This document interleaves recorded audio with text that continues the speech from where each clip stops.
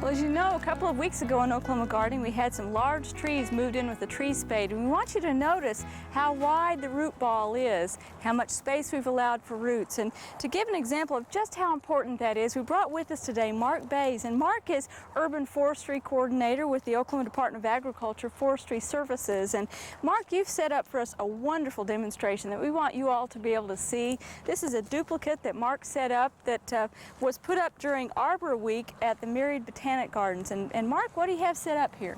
Well, it's always easiest for me when I'm trying to get across a point of proper tree planting to actually have visuals. You know, you can preach about it till you're blue in the face, but I saw this display when I was up in Minneapolis one year, and it's very visual, and it kind of goes through the 3 different phases of tree planting. Right. We're here right now. This is obviously the wrong way. Right, yeah, this is how it used to be done a long, long time ago. Right. What the old school of thought was, well, we needed to mix all the different amendments in with the soil before we put it back into the hole, fertilizer, peat moss, you know, just everything like that.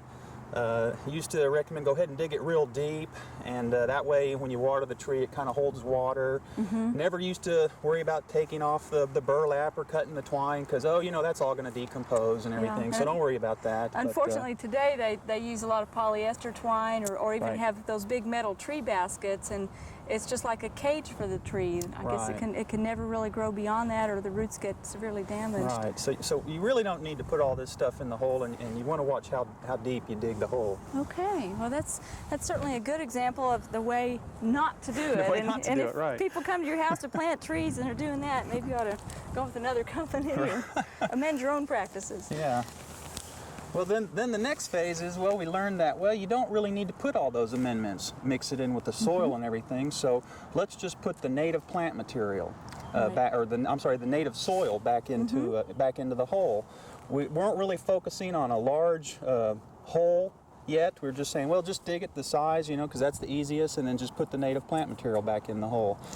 And of course, there's certainly problems with that, and this is a container-grown crabapple, and of course, having been in the container, its roots have been circling somewhat, and I want to emphasize to people that in digging a hole that's just a net fit for that root ball, you end up with a hard surface. Right. And they'll continue to circle like that. Right.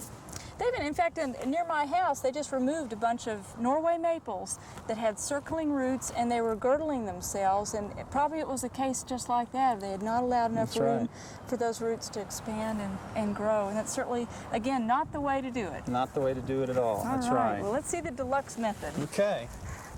Well, this is the right way, and what we're doing here essentially is, well, first of all, you want to go ahead and put the rest of the soil around it. Right, this is just open for you folks to see. Right, and this is a real visual way that we can communicate that you don't necessarily need to dig a hole all the way down to China. Right. Essentially, you're only digging that hole as deep as the root ball is.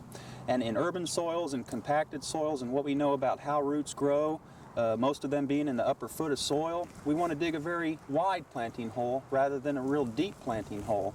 And the reason for digging the wide planting hole is as those roots grow out and break out and begin to develop into the surrounding soil, then you've created a texture of that soil that makes it easier for those roots to do that. More oxygen in the soil and things like that. Yeah, it's almost like creating a garden for your tree roots. Right, and looking upon it that way. And again, they do grow out before they grow down and put down deep anchor roots. And, and I always want to emphasize to people that the majority of roots on a tree that are absorbing water and nutrients are in what, about the top 6 to 10 inches? Top 6 to 12 inches of soil. About roughly 90% or so of the roots are up in that real organic area of the soil.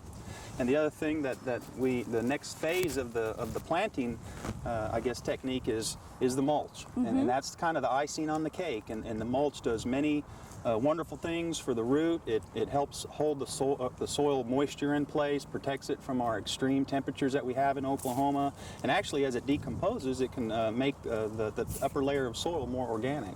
Great. Well, and I'm glad to see that there's a little bit of a tree guard here. And of course, if you're keeping a wide area, a wide buffer zone mulched around the tree, you should not have problems with lawnmower blight or weed eater blight, but we're still seeing at I know a lot of commercial landscapes and even some home landscapes, trees that look from a distance like they just are not thriving. If you look up close, chances are the tree has been damaged or bumped. It's been hit by the weed eater, and that does girdle the trunk. And then last of all, as in we saw in the first example where the binding twine around the ball has not been cut, there have been some prime examples of trees just dying a very slow, lingering death because they've not had that removed. And this is an excellent example. We hope that when you all plant trees that you will take the time to make a nice, moist, loose area for those roots to grow out into, and I think you'll see that it ends up being a healthier tree overall. Mark, thanks so much for showing this to us, and hopefully you all will take this home as a lesson and not forget it. It's an important one. We hope you've enjoyed this classic from the Oklahoma Gardening Vault. Remember, even though these tips and techniques are timeless, there's always something new to learn in the world of gardening. By subscribing to both Oklahoma Gardening and OK Gardening Classics, you'll have access to a wealth of gardening knowledge, both classic and contemporary.